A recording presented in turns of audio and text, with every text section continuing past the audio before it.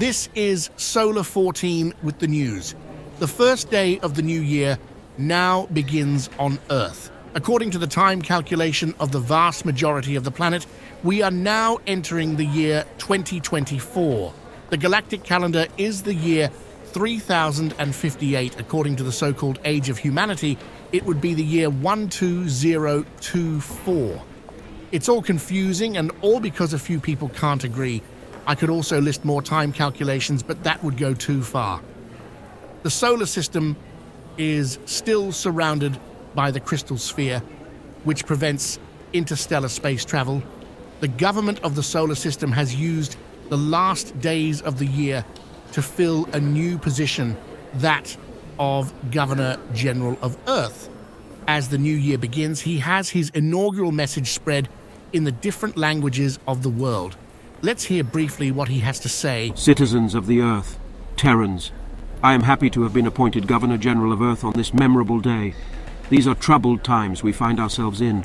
I promise that I will take good care that the problems of the Earth can be solved and the conflicts can be ended. But that doesn't happen overnight, or with compulsion. We will need patience and empathy. I am happy to accept this task. Let's do it. So much for Earth's new Governor General. With this significant date, a few changes affecting the space fleet come into effect. The ASTROCOHORS Club Department is being reorganized, and not for the first time. For this reason, the club's efficiency officer is now with me to answer questions. Good evening, or rather, good morning in New Zealand, Commander Jaden James. Yes, good morning indeed. Commander James, as I just mentioned, this restructuring of the ASTROCOHORS Club is not the first to be undertaken. There were 2 at the beginning of last year alone. Shouldn't it end at some point? What is the reason for this change? Joseph, as an organization taking on such an important task, we must adapt to the situation. And you can't exactly say that there wasn't much going on last year. We had collaborations with large corporations and found that our business partners were interested in our money but didn't necessarily want to play by our rules. We have therefore taken back the infrastructure that we had previously only rented from the corporations, especially on Earth. And that's just one step. Yes, the new year has just started on the dateline, and as the new year progresses, the changes in the respective regions come into force. New Zealand and Australia are giving the starting signal. As I understand it, this is intended as some sort of framework? That's right, yes, we will have to reduce the number of ground stations on Earth, which is unfortunately a consequence of the new structure. In New Zealand, we previously had a department in Auckland and Wellington, under the leadership of the highly esteemed Professor Hoaxley. However, we will focus more on the Atlantis base and the associated stations. You will be accused, not entirely without justification, of acting in a very Eurocentric manner again. The headquarters are in Europe, so shouldn't you maintain departments in other countries, especially if your organization wants to bring the whole world together? Yes, but what should we do? Let's take New Zealand. The agreement on ground stations was made with the old government. New Zealand has elected a new government into office, and we are a thorn in their side with what we want to achieve. The political winds on Earth are shifting violently in a strongly nationalist direction. An organization that emphasizes the importance of international cooperation obviously doesn't fit into the concept. I understand. So, the departments will be reduced? Which departments remain? So, of course, we have the main department, which continues to have oversight of everything. And if we follow the path of the sun on the Earth, and thus the dateline, then there are the following additional departments.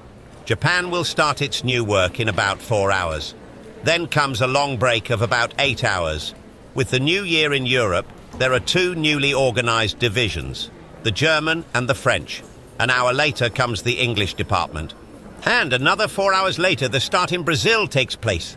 We tried to orientate ourselves on languages and not on national borders as far as possible.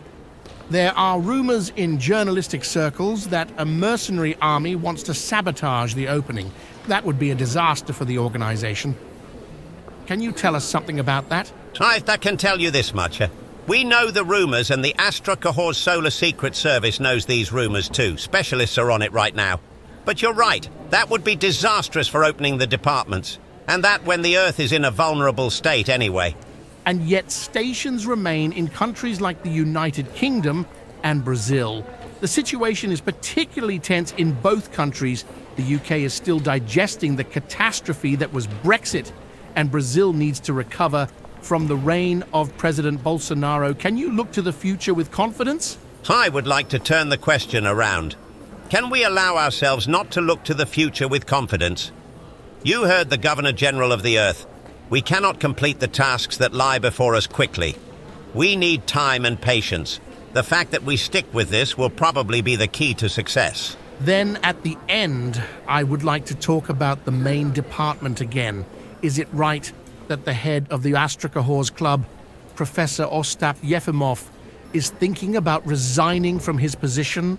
I can confirm that to you. The professor has asked to be retired. I can't blame him. However, he will remain in office until a successor has been appointed. And then to Commander Yahamo Dohrak, who was missing for some time. He has resumed responsibilities within the organization. Is there anything new you want to share with listeners here? As you remember, he was looking for the Temple of the Windharp, and as far as we can tell, he found it. He has brought us valuable insights and is currently exploring the international comic world. He is currently in the large ASTROCOHORS archive housed in a monastery in Portugal. I'm sure he's working on something again as we speak. Commander James, thank you for your time, and good luck to the ASTROCOHORS Club. My pleasure, and thank you.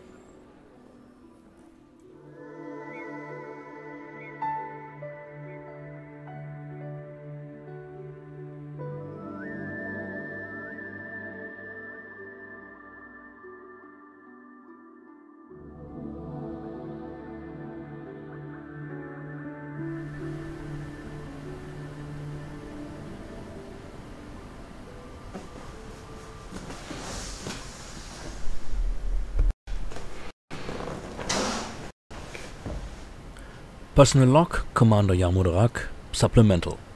The turn of the year is coming, or rather, in New Zealand it has already begun.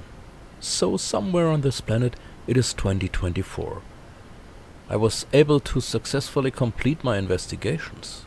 I managed to find out exactly where the sixth sister, who has been missing for quite some time, has her room. In the next few days, a trusted person will bring me the key to this room. And even though the wing of the building in which the room is located is still heavily guarded, I'll take a look around. That's a very strange story. Not that I think I can do a better job than the investigative authorities, but I have the impression that they want to sweep something under the rug here. I don't like that. Oh, and another note. The new instructions from headquarters have arrived. The ASTROCOHORS Club will say goodbye to Twitter, or X, or whatever the thing is called at the moment, according to the will of its feudal lord and master Elon Musk. It is about time. The abuse of power that this billionaire is displaying has gotten worse and worse. Can we put a stop to this abuse and thus prevent the increasing division in society? We will see. We will see.